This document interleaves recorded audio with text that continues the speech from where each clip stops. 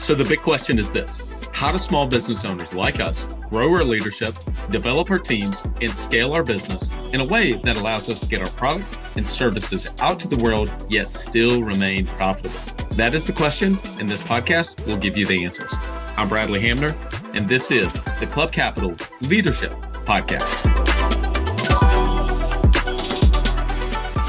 Welcome to The Bottom Line, a new weekly podcast series that we drop every Thursday to complement our weekly Monday podcast interviews with the industry leaders. These podcasts are going to be designed to give you short, impactful, and value-driven information that you can start using right away in your business. I value your time and attention and will do my very best not to waste it. Just get what you need and go. So with that, let's get into today's episode. Welcome to another episode of the Club Capital Leadership Podcast. My name is Bradley Hamner, your host. On today's episode, we have David Burkus. David is a best-selling author of 4 different books on business and leadership. His books have won multiple awards. He's been featured in the Wall Street Journal, Harvard Business Review, USAToday. Look, you name it, he's been on there. I, don't take favorites of the people that I have on the podcast, but this was one of the best conversations I've had. I really enjoyed his energy, and you can definitely see if he said at the end of the podcast, if he was still teaching, I would love to take an executive MBA course with David. I think you're going to get a ton out of this. We talk about remote work. We talk about how to handle hybrid teams, but we also talk about things around purpose and culture and connecting to a deeper meaning. And ultimately, he's got a great, we mentioned it several times in the podcast, he's got a great TED Talk that we'll link in the show notes, and we'll make sure that we link in our email that we send out that you're going to check out. All right, without further ado, here's my conversation with David Burkus. Are you an agency owner looking to grow your revenue, increase your bottom line, and better manage your taxes? Club Capital is here to help. Club Capital is the largest accounting and advisory firm for insurance agents in the country, providing monthly accounting, tax strategy, and CFO services. Way more than bookkeeping and your everyday run-of-the-mill tax prep, Club Capital is focused on providing financial and tax advisory services that help you plan and forecast your agency's performance. Their financial dashboards and agency forecasting tools help you better understand your agency's historical performance, create and measure future targets, and see how your agency compares to your peers around the country. Imagine what it would be like to understand the impact to your bottom line when deciding to hire a new employee, or forecast the impact rate changes or commission rates will have on your business. With over $200 million in tracked annual revenue and $140 million in tracked annual expenses, Club Capital has the data and the team to help you make better informed decisions for your agency. They will help you turn that back office stress into the backbone of your agency's success by giving you the tools to take your agency and your leadership to the next level. Visit club.capital today to book a solution overview with one of our business consultants. Club Capital, way more than a CPA firm. Have you ever tried online marketing before and weren't sure if it was working? Maybe your rep talked about all the impressive features and stats and said things were going great, but you didn't know how all that tied into raw new policies written. Well, that's not the case with DirectClicks. DirectClicks is the premier Google Ads and SEO option exclusively for State Farm agents. Why? They're 100% results oriented with an exclusivity guarantee. Every review call you have with your account manager focuses on what really matters to your business, and that's leads and call-ins received. Everything will get broken down to cost per lead received.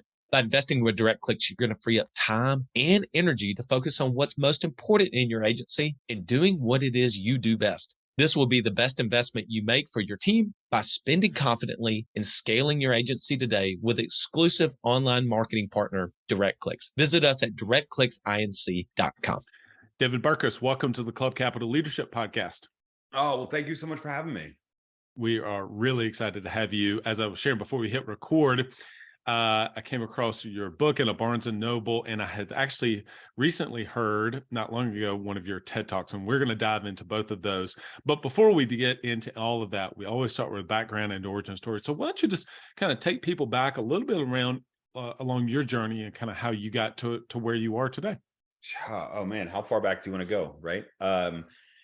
So what I usually tell people is I've had the same mission for almost the last 2 decades, which is that I'm trying to help people do their best work ever. I'm trying to create more workplaces that don't suck, that are more engaging. I'm trying to help people connect with the meaning behind the work they do. Work is central to our lives, right? It is something that even in situations where people have all of their, monetary expenses covered and what have you, they still engage in these sort of projects, these ways to leave your mark on the world, right? That we call work, right? So work is central to our lives. I think it's too important to have it be terrible, to have it be draining, to have it be this horrible experience. And so that's where my focus has been. It's been there for, like I said, 20 something years. I actually went to undergrad thinking I was going to be a writer, like fiction, like novelist or serial James Patterson type person.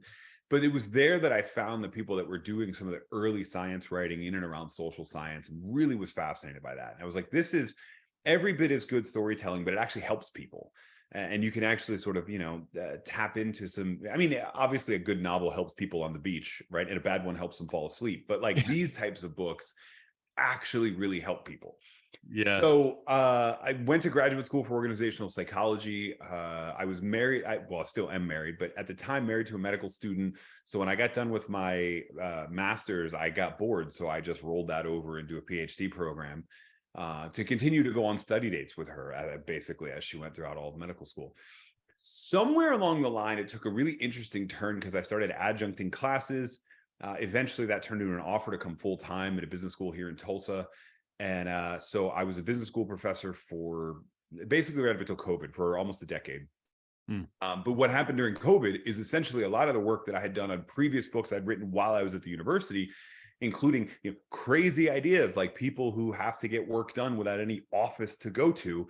Suddenly the world really sort of needed that. A lot more people than I had ever worked with before needed that content and needed it right away. So I actually left the university during COVID to kind of devote myself to that full time, right? Working with organizations, working with leaders, whether that be massive organizations or government organizations or small business owners who are like, yeah, we could save a lot of money if we don't go back to an office, right? Or at least downsize our office, et cetera. So that's been my focus in helping them build their teams, no matter where their teams are working. That's been my full-time focus essentially since COVID, and it's been a pretty wild ride. I don't know. I wasn't prepared to ask you this question, but given the timeline, where were you whenever Tim Ferriss's book 4 Hour Workweek come out? And then what was your thought about that then? I mean, you probably were in the stages of beginning to kind of think through some of those things that he obviously popularized in that book. Yeah, what's weird is I, even when it came out, had a few I had started in the writing and putting out content, podcast and speaking game. And when that book came out, so we had a couple of mutual friends, and the biggest irony is that I don't know that Tim has ever worked a 4-hour week in his life, right? like the book can definitely teach you how to do that, but even he is like, well, I want to do that so I can work on other things. Like he's a great example of what I said at the top, right? That people, even if you figure out something where your monetary needs are taken care of via a system, he's still working on all sorts of other projects, right? So it's a huge irony. I think so I think it was a pretty solid read. I think the big irony, a lot of us are debating what this kind of future of work arrangement is. And I don't know that anybody's submitted, let's only work 4 hours a week. It sounds pretty good. But there's a lot of people working 4-day weeks, or now the 3-2-2 arrangement in hybrid work, where you're on site 3 days, you're remote 2 days, et cetera. There's a lot of people playing around with that stuff. And so it might actually, you're making me think, it might actually be good to kind of re-examine that. Because I think at the core of that book is this idea that a lot of things that have been taking a lot of your work hours could be replaced with systems, or could be outsourced. And we've never had a better time than sort of coming out of the pandemic, where we were forced to systematize stuff, forced to collaborate across time zones and borders and what have you, because we weren't in person. We've never had a better time where you could probably put some of those systems into place. Really long-winded answer, but no, it's great. That's great. No, it's great perspective for sure. So I'm going to ask this question to begin to take us down the path that ultimately I want to share. Your 12-minute TED Talk, we'll put in the show notes for everybody, and we'll also put in our email that we send out, was phenomenal. But before we get to that in particular, I want to ask you this broad-based question. I try not to always ask just broad-based questions, but I feel like that this is kind of an exception. And that is, because of COVID, it definitely accelerated what maybe was starting down the path for sure. And so now what we see, large corporations all the way down to small companies, 2 to 5 5 team members, et cetera, are beginning to try to play around with what you mentioned, which is either remote work, hybrid work, et cetera. And they're just, it's kind of going back and forth. It's almost like I'm seeing the pendulum swinging big time. It was like everything goes remote, had to get it. And then now Elon is the one that's out in front of all of it saying, no, you get your butt back to the office, et cetera. But then other companies, and then other ones are settling into kind of hybrid roles, and other ones are saying, no, we've got to have you back in the office, et cetera. Where are we going with this? What have you found for both big businesses, big, small, medium-sized businesses? What's working, what's not? Yeah, it's really interesting because it's tempting. I mean, it's not just Elon, right? Every day there's a different corporate leader that's like, forget this, everybody back. I don't know if you saw, I thought this was interesting. Muriel Bowser, the mayor of DC, was, re-inaugurated last week. And in her speech, she talked about how remote work is killing downtown DC and you all need to bring your employees back. Like, wow. So to your point, here's what I think is actually happening. Okay. And this was my focus. I think this was true before the pandemic, but this was my focus, especially when everybody switched, when it became obvious that the great work from home experiment wasn't going to be 2 weeks, right? We all thought we were going on a workcation. I remember talking to somebody who worked at a fairly large mortgage company with a very large home office. And her job switched from being the event planner to the office clearer because there were no events. And as soon as it became clear that like the turkey sandwich you left in the fridge for tomorrow is still there, somebody needs to sort through everybody's personal effects, pack up packages, ship them out to people's homes. Like, that became her job for a year.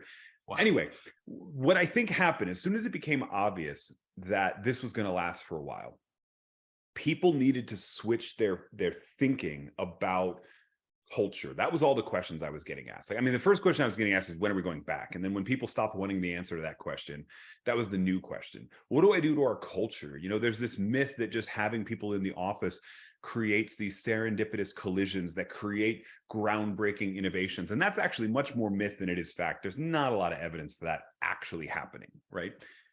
So people started asking questions about culture because, and I think this was true before the pandemic, but it's definitely true now, it turns out for most people's experience of work, the team culture matters more than the organizational culture, right? And if you're a small business owner, those are kind of redundant. But if you run Tesla, if you run Google, if you run Microsoft, or you run a large, greater than, let's say, 24 employees, you break out into multiple teams. Mm-hmm. And if you ask the average, you just pull one of those random employees at faceless 1,000-person company, and you say, describe your company culture, they don't describe the free food, the perks and benefits of the office, the Hawaiian shirt Friday. That's an office-based reference for you. They don't describe that. They describe what it's like to work with the 8 to 10 people they work with on a regular basis, and that culture. And so my focus really shifted to trying to train a lot of these remote managers who were relying on HR and whoever was in charge of corporate culture company-wide, relying on them to do all of that work.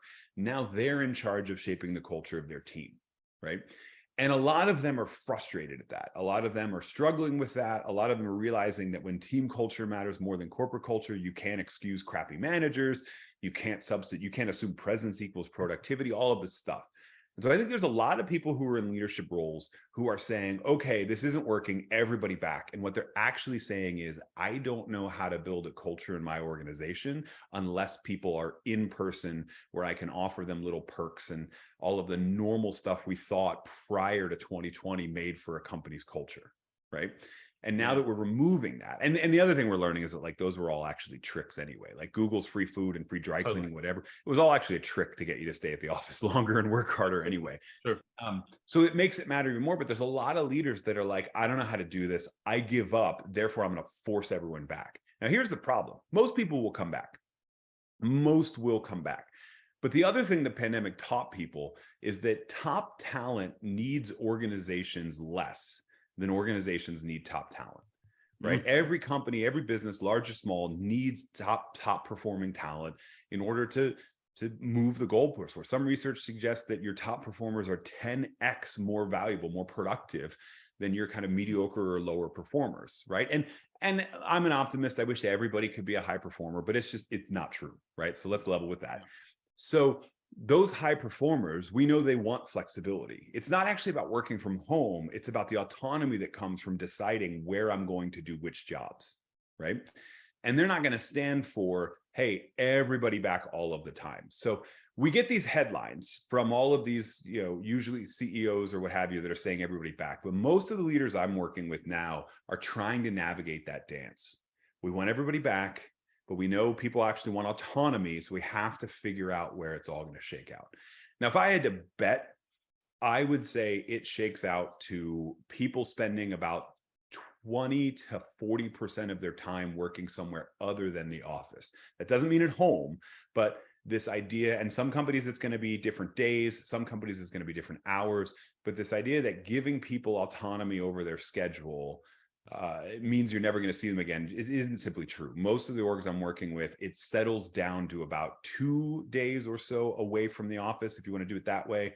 Other organizations are doing like core hours where people are in the office from 10 to 2, but we don't care if you stay late or you work early. But it seems to be somewhere in that range of 20 to 40% of time of people working somewhere else.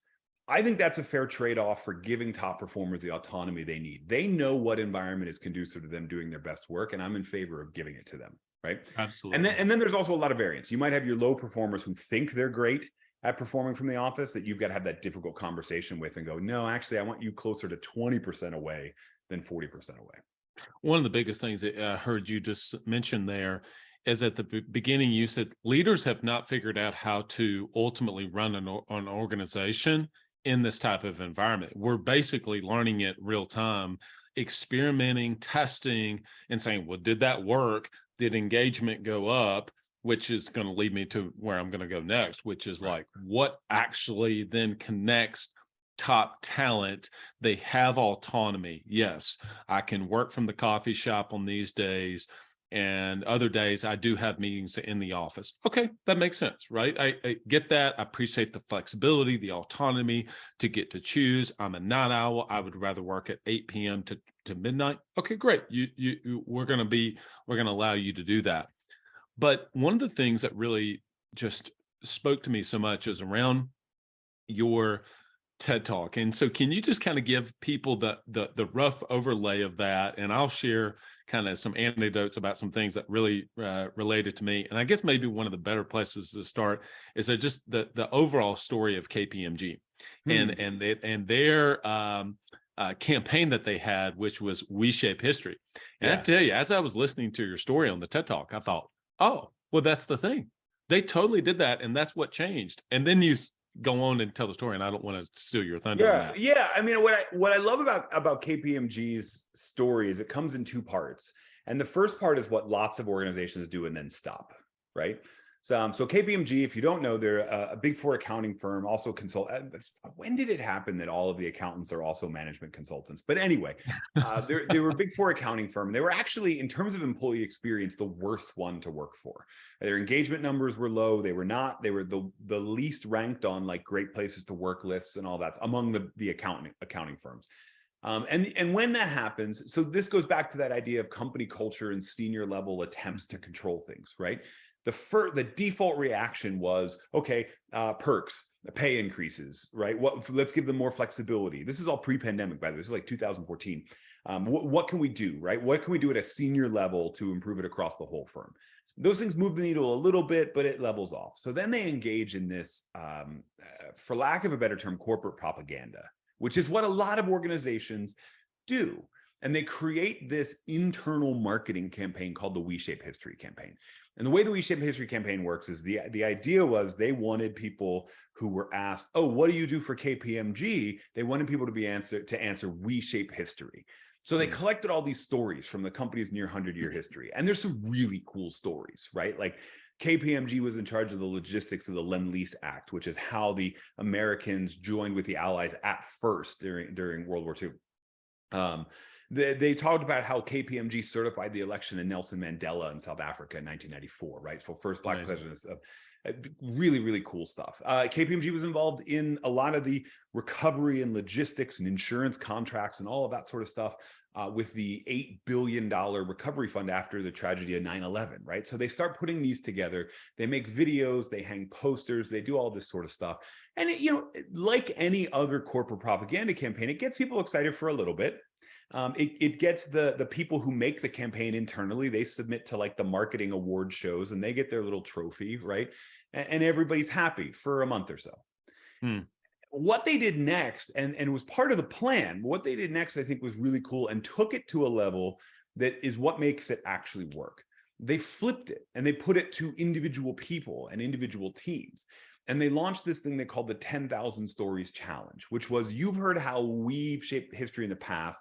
You tell us how you're making a difference right now. I think actually the coolest thing about this is they made an app that was on the company's internal website where you could design your own version of the posters that were doing all the award-winning campaigns that weren't all that effective. So you can make your own. They're usually blue and they say, what do you do at KPMG at the top? And then you put in your answer. And they wanted 10,000 stories. They thought they'd run it for 6 months and they'd get a good response would be 10,000 stories. They had 32,000 employees at the time. Within a few months, they got 42,000 stories, awesome. Which is, again, I'm a B school professor. So what I love about this is that means some people did the assignment twice, right? Some people went for extra credit, but 42,000 stories. So they cut it short. And what I think is really cool about it isn't even that. I mean, it's a great response, right? And it shows that power of getting people not to internalize your big vision that you've casted or your propaganda that you're saying about why we matter, but to ask people a specific pointed question about why the work they're doing on a day-to-day basis matters. Or what I say in the TED Talk, the big question is, who is served by the work that we do? And this 10,000 Stories Challenge actually asked people to engage in that. Remember what I said earlier, by the way, about team culture mattering more than organizational culture. Because the real surprise to me happened months after the campaign was over when they did their next annual engagement survey, because they added a couple questions to it about how that individual person taking that survey responded to all of this sort of stuff.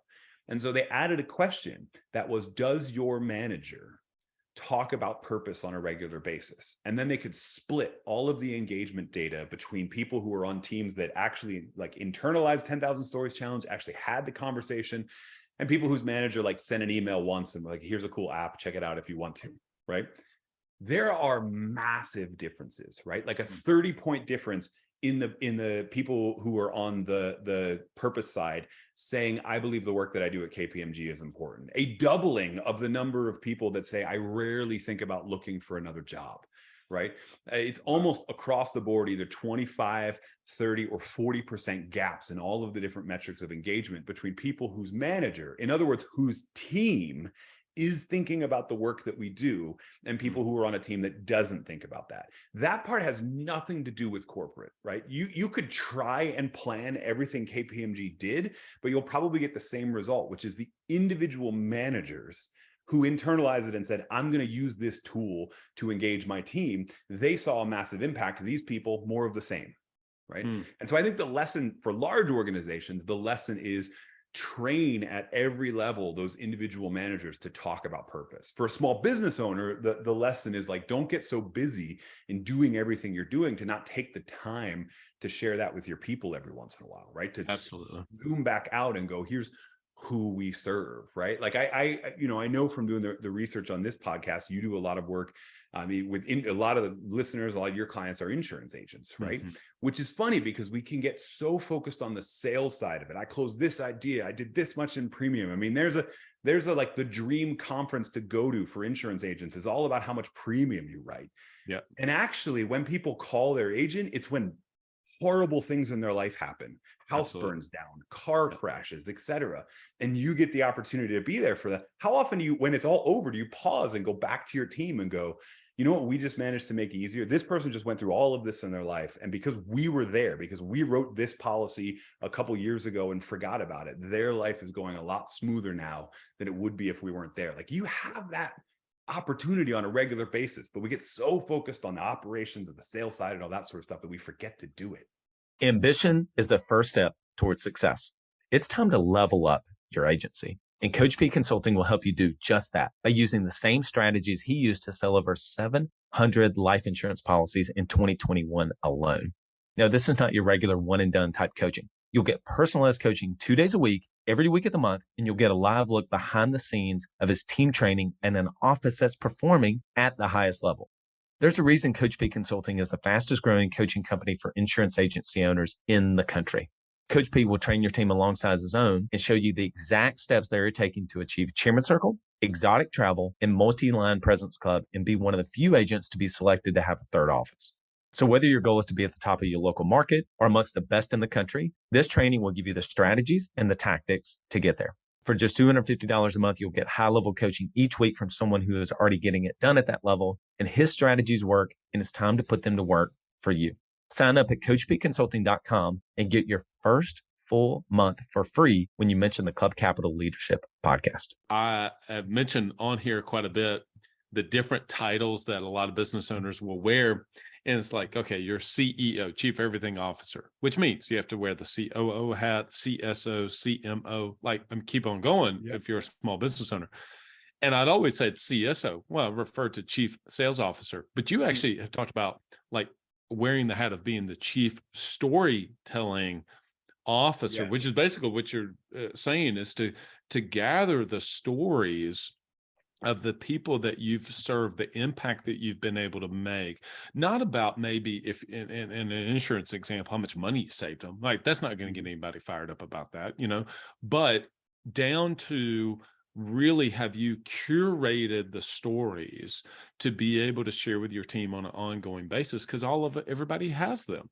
Yeah, exactly. Right. And I think, small business owners, for sure, your chief storytelling officer, if you lead people, right? So even if you're in a larger organization and you're just a mid-level manager or frontline manager, if you lead people, part of your job is chief storytelling officer, right? It's your job to collect those stories. The thing that I tell people, make this a practice. I do this for myself. I used to do it when I was a B school professor. I taught the class that included like the job interview skills and all that sort of stuff. And so I taught them how to write a proper thank you note and get the stationery to do it, et cetera. And of course, there's some narcissism there because basically they would practice on me. So at the end of the semester, I would always get all of these thank you notes and I kept them in a box. I still had it somewhere. I kept them all in the same box in my office. And whenever you're having like a down day, you just sort of flip through it. You see a student from like 5 or 6 years ago and you're like, oh, I wonder what they're up to now. Like it's cool to do that. I do the same thing now in email, and I encourage every leader of people to do this. Create a folder in your email inbox. I use the joke #winning, right? Because a hashtag will float it to the top if you sort alphabetically, but also it just makes me smile. And anytime you get a story like that, a thank you note from a customer, anytime you close out, a claim with somebody who the fact that you were there to protect them really helped them. Anything, even if it's a thank you note from somebody else, right? Just, hey, thanks so much for this. Drag it into that folder because we can listen to me say you need to be chief storytelling officer all the time. When you get to that weekly huddle with your team and you're like, okay, I need to tell them about the work we do is important. If you're drawing a blank, that's going to be a problem, right? Yeah. So the trick is to collect those stories on a regular basis so you have them out to share every time you need them, which is pretty much every time your team is together. Absolutely. One of the stories that I've heard you share that really resonated with me, and it happens every year. In fact, I feel like it happens twice a year, but I know it happens every year for sure, but maybe twice. So I went to business school at Auburn, and one of an Auburn kind of mantra is, if you love Auburn, Auburn will love you back. And every year since I graduated, I get the calls from the college callers. And so I know you tell this story, right? And so when you told it, I was like, oh my goodness, like, yes, this happens. Well, they changed. They used to be, tell me about you. And I would say, well, I'm business owner, all these kind of things. And they were asking questions about me and trying to engage me in small talk. And of course you realize it's college students, so you're being respectful, but sometimes it's like, it's 8:30 at night, you're having dinner with your family. It's like not the best time, right? Yeah. Well, one of the things that they did is they did switch it and they started to share the stories of the money that was raised. And I'll even go a step further. They would then say, I benefited. Well, for me giving the money, I was like, oh, well, heck, now it's a real person. instead of me just donating to the Auburn Business School General Fund, now I'm actually donating to help someone like a David or like a Rachel or whatever that may be. And man, it not only made me start to answer the phone more because I can see the 334 area code and I know it's Auburn calling, but also I gave more money. And so when you told that story, and I want you to share more context to that, it really did get me bought into the purpose more. So I see it honestly both ways. And then I'm sure it's obviously had a huge impact on how much money they raised. Yeah. So it's one of my favorite studies of all time that Bradley's referring to. It was conducted by a bunch of different researchers, but the lead author on the study was Adam Grant, who later went on to be sort of mega professor, right? Adam Grant. But he did his PhD at the University of Michigan, which is not mentioned in the research article, but it's pretty obvious because you know where he did it. And Michigan, giant state school like anybody else, one of the work study programs is calling for donations. And if you're like, I've never had that, you probably went to a smaller school, you're really, really lucky. But like I went to grad school at the University of Oklahoma. So I get these calls once or twice a year, right? And the student doesn't want to be there, right? They drew the short straw of all of the work study things. They'd rather be like flipping the burgers at the on-campus like McDonald's than doing this, right? And usually they just read from a script, and the script is always marked in such a way that they can counter your whatever with something else, and they keep making smaller and smaller requests for donations. In the TED Talk, I actually talk about this is a real thing. I was asked if I would like to donate $20.05 to commemorate my graduation year. Like they talked me all the way down to 20. Really? And I still said no, by the way. But the powerful thing that happened that Adam did is he took half the group and he gave them an intervention. Actually, there were 3 different interventions if you want to get really nerdy on the study. But the most impactful one was they had them to meet, his name was Will. They had to meet Will for 5 minutes during a break one evening. They had to meet Will, who was a benefit of the scholarship program that came out of the general fund from the university. They got to learn that what Will was studying, what his plans were for, and they got to hear Will say, I would never have been able to come to a school as great as U of M if it weren't for what you're all doing, right? That's a powerful answer to the question, who is served by the work that we do, right? And then they did nothing else. No additional training, no like sales training, no like they didn't play them like the opening scene to Glengarry Glen Ross or anything like that. They just got them back on the phones. And when they followed up a month later, the people that met Will made double the number of calls per hour. They made double, they raised double the amount of money. They're in basically every single metric, they dramatically outperformed the people who didn't get to meet the answer to the question, who is served by the work that you do? And it's funny, I was actually just reading this in an article. I'm actually kind of mad at him that I never knew this story. But Roger Martin, who was the dean at the University of Toronto's business school, Rotman, which he was the dean there for like 20 years and turned it into like this sort of backwater business school into the premier business school in Canada. And one of the things he says in this article is that he made a point to turn Rotman into not a place that begged for money, but a place worth donating to. Wow. Right? And that sort of does the exact same thing, right? That is say what all I did was made sure we had some accomplishments, and then made sure people who had the means to donate knew about those accomplishments, so they knew they were giving into them, right? And I would say I'll go even further to school like Auburn, right? It's really easy to look at the sports program and go, well, everybody knows Auburn's accomplishments. Not a lot of people know everything else that's going on campus because it doesn't get attention, especially the business school, which is actually a great program, right? So you have that level, right? Which is, again, this power of sort of not telling stories in a broad scale. Like if KPMG had just ended at the We Shape History campaign, it probably wouldn't have made a lasting difference at the firm.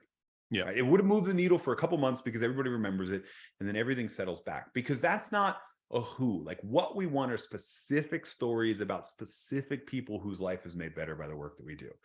And unfortunately, a lot of leaders tend to run with this, I need to cast a bold vision. And so we talk about how we're like, my dentist likes to talk about how he's disrupting the dental industry. I'm like, dude, you like, no, I don't live in, I'm not in, like, I don't know what the epicenter of dentistry arts is, but it's certainly not where I live. right? And I don't know how many people are kind of paying attention to him. But the other thing that he does that's fantastic is focuses on patient care and then tells his team about those great stories about patient care, et cetera, right? Which one do you think has a better impact on his team and on engagement, right? It's not this we're disrupting the dental arts. Like, you're cleaning my teeth. You're not doing anything all that crazy. But this one, solving people when they're in some of their most painful problems, et cetera, that one has a real chance to resonate with the staff. Oh, man. Yeah. I just love this so much. I actually sent your TED Talk to my team because I was preparing for this. And I said, hey, everybody, I want you to listen to this, and I want you to give feedback, because we've got to start curating some of the stories of the impact that we've been able to make, because we do get those text messages, those notes, those emails, those Voxer messages from people saying, like, hey, that was really impactful to me, and what you did has helped me to be able to do XYZ or whatever that may be. And so it's like, my goodness, what we've got to be able to tell that story. It's living up here in my head, but man, we really could get bought into, because it's bigger than us. Right. And these are real people with real stories, people with real stories. And one last thing I'll just comment on. I usually check it once a week, maybe twice a week or so. I've been so blessed, and I've thanked our listeners so much for how much that the podcast has grown, and for you guys to continue to share it. And so when you see those numbers like in the thousands, you realize, wait a minute, there's a person behind there listening to this episode. Like, we're in their earbuds right now. And and whenever I remove myself from the numbers of it and say, like, no, there's actually human beings listening to this, and hopefully that we're serving them, it just changes my perspective of level of preparation, et cetera, to make it quality. Yeah. My small trick that I do is, when I look at those numbers, because you can, the other thing about numbers is, as soon as you see it, you go, great, and you start thinking about the bigger number. And so what I do is I go to Google and I type, depending on the number, theaters with, or stadiums with, or arenas with, and then the number. And like, show me, okay, we have 10,000 listeners. Great. That's actually a small NBA basketball arena, right? Yes. That number of people. Or, we have 3,000 listeners. That's a Broadway theater on any given weekend night. Exactly. Like, that if you got them all together in the same way. But it's, again, reminding me, like, it's still a big number, but you have to visualize like a butt in seat when you think about it that way, and it reminds you that it's important. And I mean, you could think about that with a small business owner too. Think about how many customers you have. We tend to think of the customers of the moment, but think about your whole portfolio of customers. And then again, it's not a number that we're just trying to improve. If you got them all together, how many pizzas would you have to buy? How many seats would you need, et cetera? And unfortunately, especially in small business, it seems like the only time we do that is when someone tells us, hey, we're redoing the website and we need some testimonials. Instead of like any other time, right? Or like, hey, our Google rating went from 4.9 to 4.7. We need to get a couple more reviews on there. That's the only time we do it. We should be doing it on a regular basis. And by the way, if you're doing it on a regular basis, you'll have the testimonies and the Google reviews too. That's a good point. Yeah. Oh, we need website reviews. Hold on a second. Let me text a couple clients and say, hey, can you send me a review? No, or a testimonial. Yeah. Tell us about the book. You wrote Leading from Anywhere, the Essential Guide to Managing Remote Teams. And so was that in you before pre-pandemic? Was it accelerated? Tell us a little bit about kind of that. And then let's get very practical. Pretty much everybody listening to it is thinking about, or probably has some sort of hybrid remote team aspect that they're using. And so I want to get down to some things that they can really take away. Yeah, totally. So I mean, the short answer is no. I actually launched a project around purpose with Audible as an Audible original on February 28th, 2020. So I thought I was going to spend, the next decade of my life talking about what was in that TED Talk, but what I didn't talk about for, in essence, the next 2 years, right? I mean, we still talk about purpose in the context of team culture and all that sort of thing. But what had ended up happening was in 2016, my second book was called Under New Management, and we flirted with all of these different newer management practices. Unlimited vacation, what's that about? There are firms that are posting, here's exactly what every job pays. Salary transparency, what's that about? We looked at every single one. There were 10 chapters total, 10 different trends in workplace management. and tried to make a judgment based on the data, which one works, which one doesn't. One of the things we came out in favor of was this idea that you don't need people in the office all of the time. Heck, some companies don't have a home office, right? That little chapter got a lot of revisiting when all of this started. And in fact, the publisher of that book was like, hey, even I was rereading this chapter. I think there's a need here. I think, first of all, I think this thing's going to go longer than 2 weeks, right? And so like late May was when we started talking about, what if we flush that out? What if you go back, do more in-depth interviews with those leaders that were already leading remote companies, go back to the research that now has been another 5 years to be pre-pandemic data, but still updated 5 years fresher. And that turned into a book that came out in January of 2021. Which was about, I tried to get it out as fast as possible. I think it was about late fall where people realized this is going to be a long-term thing. Yeah. And we got it out in January. So not bad, but it was really, truthfully, it was a, this is what the world needs now from my past body of work and my skill set, et cetera. And that, again, my who flipped into, for talking about purpose to that struggling managers going, I didn't ask for this. I wanted everybody in the office every day. I wanted to interact with everybody. I'm the big extroverted personality that loves seeing everybody every single day. What do I do? Right. So that was really who that target of the book was for. And the reason it's called Leading from Anywhere is that the big bet that I was making is that we're not all going back to the office, at least not all of us and not all of the time. You're going to see most people are headed back, but they're not headed back 5 days a week, 8 hours a day. And they don't want to head back 5 hours a week, 8 hours a day. So we need to learn that kind of skill of remote management. Even if you only use it 20% of your time as a leader, you're never going to not need that skill from now on. Do you think that, what is your thoughts? Is it this thought, just question just popped in my head. Is it an across the board, if you do for one, you have to do for all? Let's say you've got 15 people that work for you. If you're going to allow one person or a couple people autonomy, flexibility, then you've got to be able to offer that to everybody. What are your thoughts on that? Yes and no. I don't think there's a one size fits all policy that works. There's a lot of orgs I'm working with that are saying, oh, we're going to 3-2-2. Everybody needs to be here Monday, Wednesday, Friday, or everybody needs to be here Monday through Wednesday or whatever. And I don't know that that's going to work because it's not even varying by your people. It varies by just what their jobs are, right? There are certain people who need to be in a role where they're interacting with people on a regular basis internally. And there are certain people who you could put them alone in a room for 2 days and it would be the most productive 2 days of their, right? So you're going to need that level of flexibility.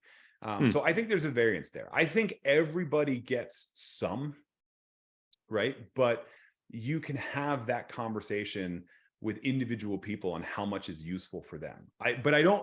Here's where it's really, this is where the science of management turns into the art of management, right? It's a really delicate balance having this conversation, because what you don't want is you're a low performer, therefore you have to be in the office 4 days, and Sarah's a high performer, therefore she only has to be in the office 2 days. You don't want that. What you want is, we gave everybody autonomy over to design their schedule. And I think you designed one for you that doesn't balance your need for autonomy with our need for accountability to the team. So we should have a conversation about how much more in the office you could be for a time, right? As you kind of learn those skills. New people, especially, like I work with a lot of organizations where they say we're going to 3-2-2, and I say that's great. You probably shouldn't let your new people do that. They should probably be in the office 4. Right. So there's some variance there. I think you have to give some amount to everybody, but you don't have to give equal amounts to everybody. It's going to vary. If you're in a larger organization, it's going to vary by the work they're being asked to do.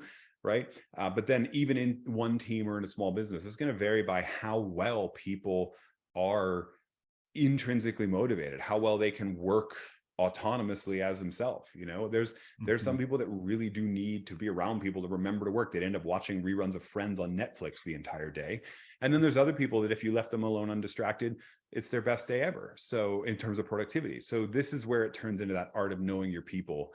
So everybody gets some, right? But the rest of it is this balance between that autonomy and accountability. I did a podcast recording recently. It's going to, at the time of this recording, it will come out in the next couple of weeks. The bathrobe theory of business. There's just not one size fits all, but what you're applying absolutely makes the most sense, is to be able to customize based on their role, them as an individual, the work that they do, the team that they're involved with, et cetera. I think that makes a ton of sense. So I'm curious, as a former professor, researcher, what's something that has really got your attention right now? Something that you're really working, exploring, if you're able to share. Yeah. So I'm actually writing the book I was hoping to write before the world ended, and they needed a different one for me. So that whole diatribe on team culture, like I said, I think it was true before the pandemic. It's certainly true for more people now, especially if they're continuing to work remotely, or even just, like not seeing, because you're only in the office 2 days a week, you're not seeing the entire company. So the team you interact with on a daily basis matters even more. So I'm putting the finishing touches on a book that is all steeped in that idea of what makes for a great team culture, not a company-wide culture, but on specific teams. What's the difference between a high-performing team and a mediocre or a low-performing team in terms of how they interact with their culture, et cetera, of which that TED Talk that you watched, the pro-social purpose one, this idea of who is served, is actually like a pretty significant, it's about a third of the variance between high-performing teams and low-performing teams is kind of explained by that. Do we have that? The nerdy term is superordinate goal and sense of pro-social motivation, right? But I think who is served by the work that we do is easier for people to remember. So I'm going way easier. Yeah, no, way easier for sure. Yeah. Hey, before we go, let's go into, you got a couple more minutes. We'll go into rapid fire questions. Yeah, let's do it. Hey, before we do that, people want to connect with you on social, find your books. Where would you point them to if they want to learn more about you and your work? Yeah. Okay. So I'm really, really easy to find, and I'm going to tell you the answer soon, but here's the thing I want to make sure to do. Bradley talked about the size of the audience, et cetera. And if you've made it this far, we're like 30 minutes in. If you made it this far, you're actually a very special part of that audience of the podcast. You're what I like to call the end of the podcast club. And you are the perfect who for the Club Capital team to keep going, right? So he's probably going to say it once, but he really does mean it, right? If you'd be so kind as a member of the end of the podcast club to leave a review somewhere, whether it's iTunes or Spotify or whatever, or send him an email. If you don't want to have your name public on iTunes, like I get it, send him an email. Just say, hey, I listened to this episode.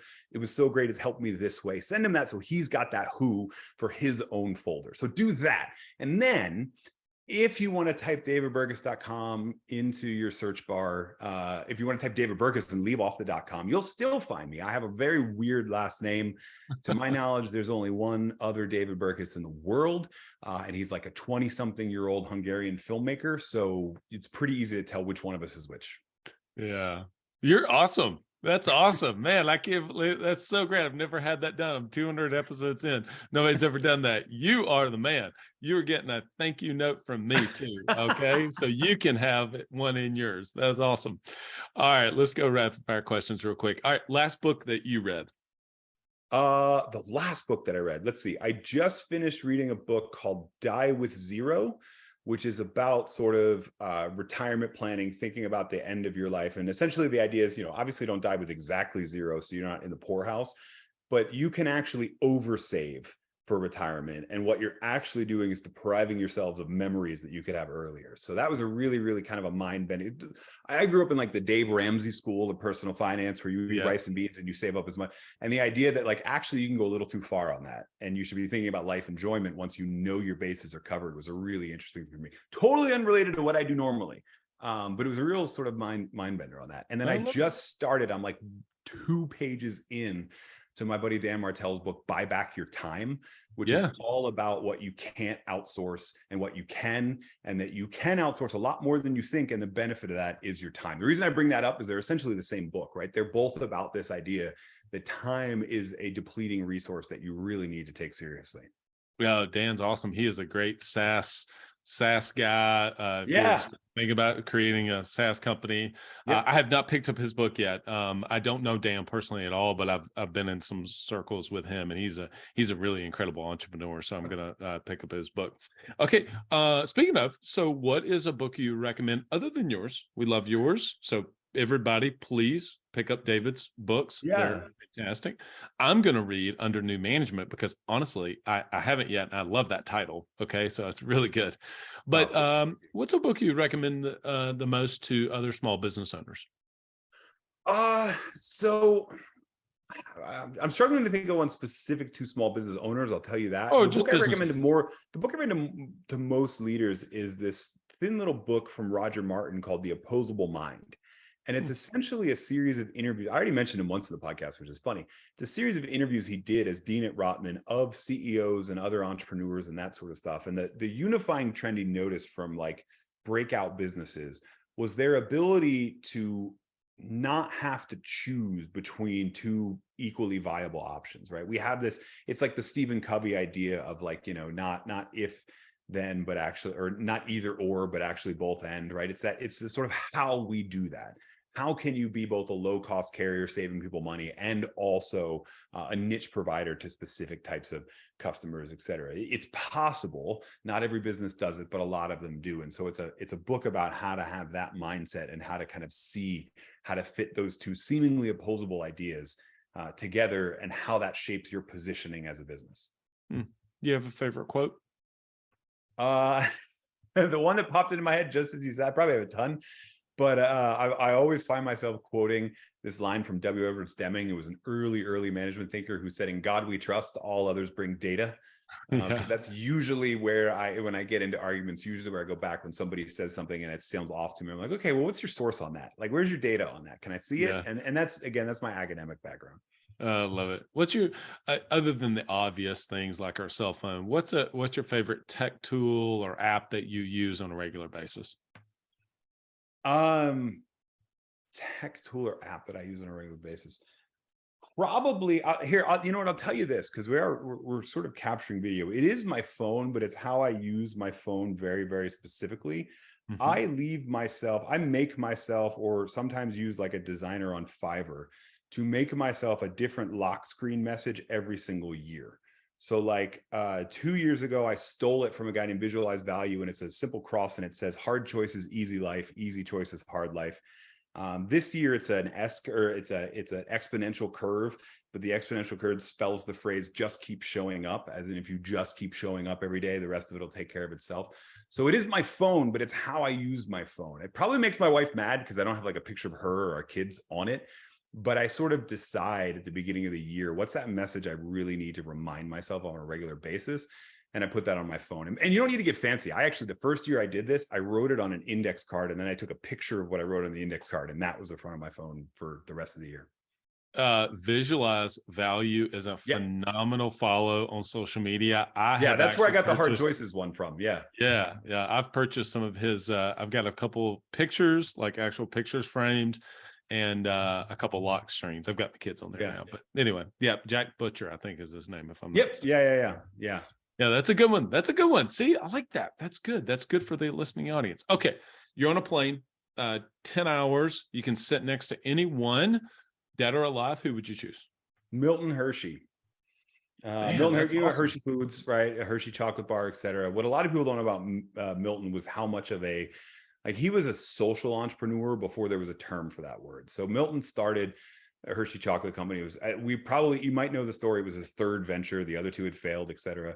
But he had some success with it. And he did two things that I think were really powerful. One, he moved out to the countryside of Lancaster, bought out all of this land. It became what is now the town of Hershey, Pennsylvania, all of his factory workers there, et cetera. And then during the Depression, there was a need for work. So he started all of these works projects. He built out and then expanded this park that is now Hershey Park, the Hershey amusement park. That was twofold: one, to do the building project, but the other to give his employees a place to relax on weekends, etc. He built the Hershey Hotel. The only reason there's a 4-star hotel in the middle of nowhere, Pennsylvania, is that Milton knew he could keep people employed if he did that. He built an opera house, built all of this stuff through the money through him. The other thing that I think is super cool about Milton, he and his wife couldn't have children. She was barren, and so they adopted 2 kids while she was still alive, and then she passed away. And he got this crazy idea after she died that he was going to take on even more orphans. He started a school for orphans. It still exists in Hershey, Pennsylvania. It's called the Milton Hershey School for Orphans, or the Milton Hershey School for short. It's literally across the street. Like if you go to the headquarters, the corporate offices of Hershey, they're on a hill, and that hill overlooks the school, which you could easily mistake for a 5,000 person college campus. It's that well funded, et cetera. And then I think the thing that's cool is it wasn't just funded from the profits, et cetera. He gave his ownership of the company to a trust that manages the school. So literally the school owns, they're the majority shareholder to this day, owns Hershey chocolate, right? And, you know, we opened to this talking about who and that power of who, et cetera. Every single person who works for Hershey knows who their who is. And it's not people who eat the chocolate. That's great too. But it's the kids that are over there, about 700 to 800 kids every year who never would have had a decent shot at life. They're biological or societal orphans, are educated through that school, get the chance to go to elite graduate schools beyond that, et cetera. And it's all funded by Hershey chocolate, right? So sorry, Mars, you don't get my money.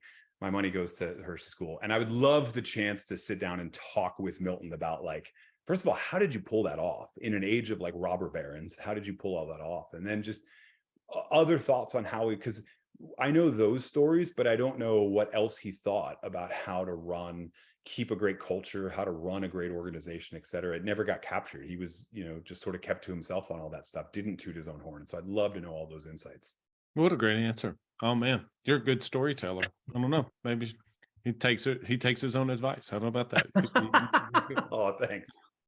I'm confident you weren't expecting that when you heard Milton Hershey, because most people, here's a fun test for you and for everybody listening at home.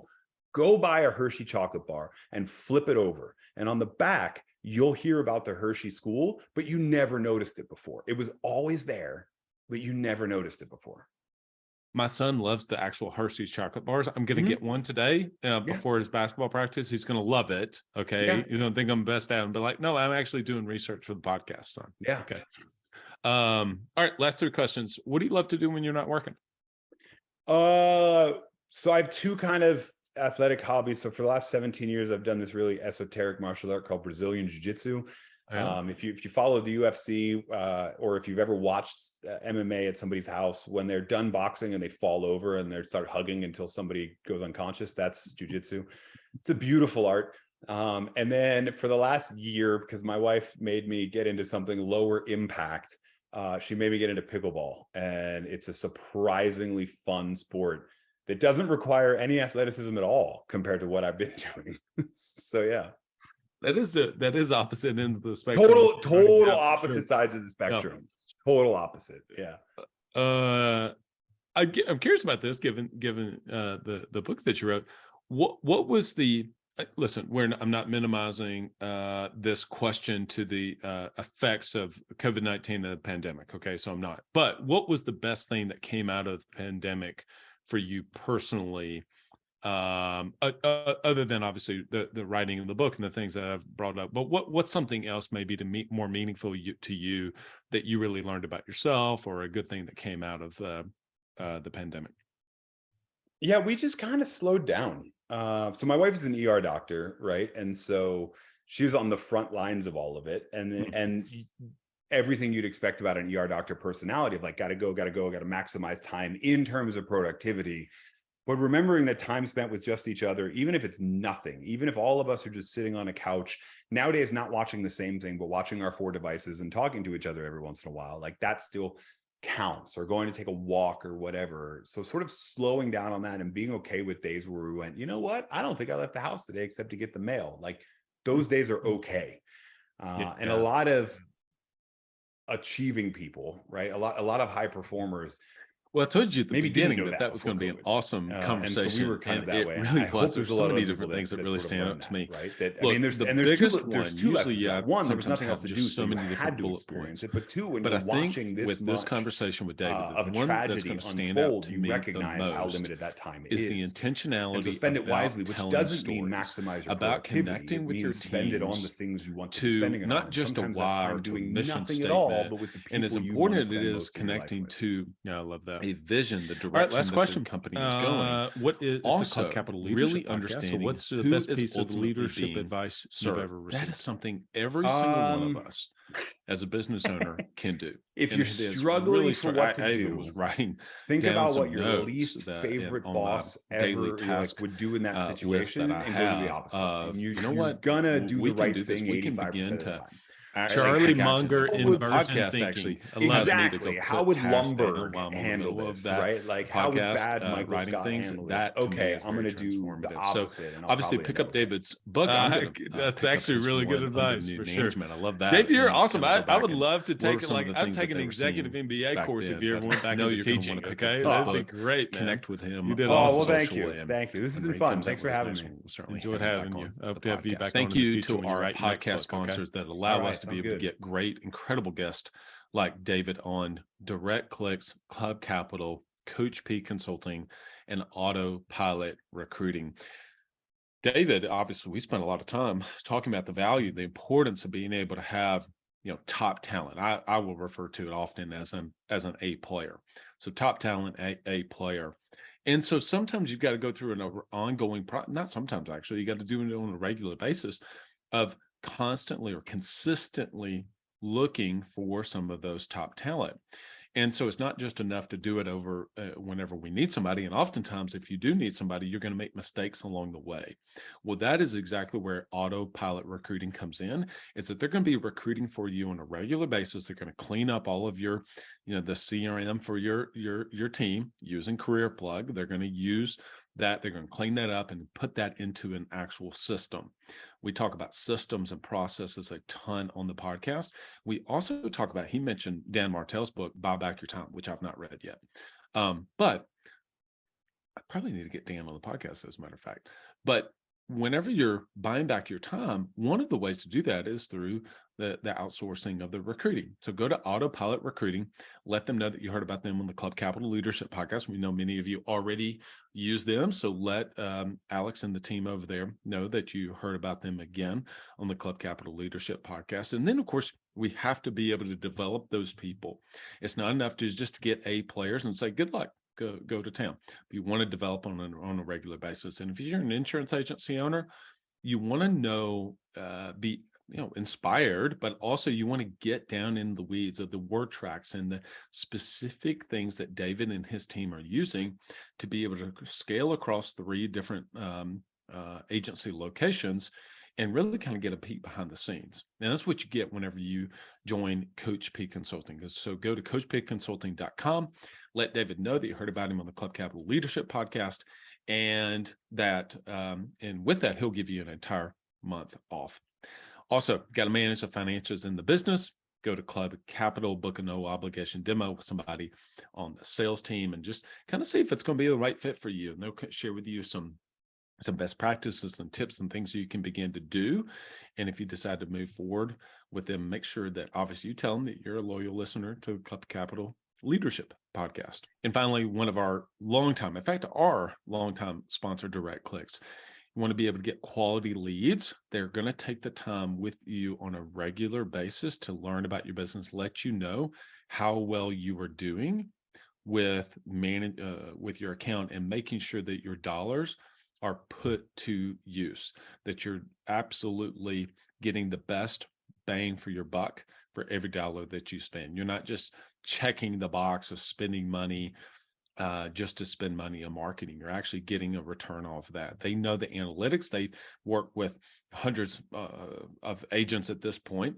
I actually don't even know the full number, but agents at this point, that they've got the data. They know what works, and they know the ranges of success that need to get you in. If your numbers aren't there, they're going to start making some changes along the way real time to be able to help you get in that acceptable range. So you're getting quality leads. Go to directclicksinc.com. All right, everyone, that's a great episode. Thank you, as David shared. Thank you for writing a review. I can't believe he did that on there. I'm really grateful for that. But thank you for your time. Thank you for your attention. I hope you got a good return on it. All right. Lead well.